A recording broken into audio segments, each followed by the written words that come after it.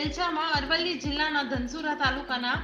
શિકા ગામની મહિલા સાથે લાખો રૂપિયાની છેતરપિંડી કર્યાનો કિસ્સો પ્રકાશમાં આવ્યો છે। મળતી માહિતી અનુસાર ધનસુરાના શિકા ગામની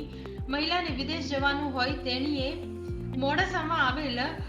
અમી ઇન્ટરનેશનલ વિઝા કન્સલ્ટિંગનો સંપર્ક કરતા તેમને વિદેશમાં નોકરીનું સેટિંગ કરી આપવાનું કહ્યું હતું અને ત્યારબાદ મહિલા તેમના પરિવાર સાથે યુકે ગયા હતા। ત્યારબાદ કંપનીમાં તેમને નોકરી ન મળતા મહિલા પોતે છેતરાયા હોવાનું લાગતા તે વતન પરત આવી ગયા હતા।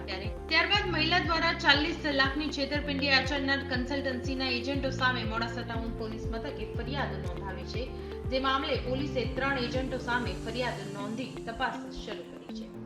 મોડાસા ટાઉન પોલીસ સ્ટેશનની અંદર 406-420 મુજબનો ગુનો રજીસ્ટર કરવામાં આવેલ છે, જેમાં હકીકત એવી છે કે મોડાસાના પીબી સુપર માર્કેટની અંદર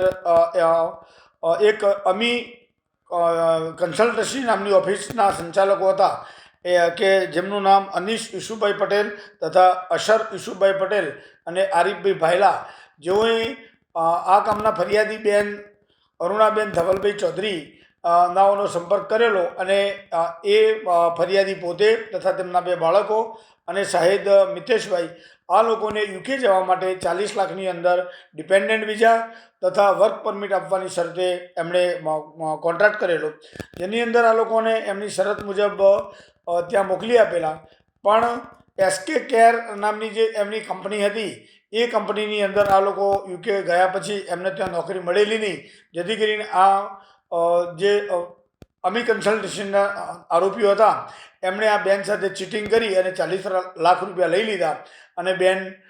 યુકેથી પરત આવી ગયેલા છે અને એમના જે સાહેબ આપણા જે મિતેશ કુમાર છે એ વર્ક પરમિટ ઉપર કેનેડામાં છે। આમ આ બેનને વારંવાર ઉઘરાણી કરવા છતાં પણ તેમને આ લોકોએ કોઈ પણ પૈસાનું વળતર પરત આપેલું નથી અને એમની હાથે ત્યાં આવી કોઈ કંપની અસ્તિત્વમાં જ નથી અથવા તો એ પરમેનન્ટ એમને જોબ પણ આપતી નથી,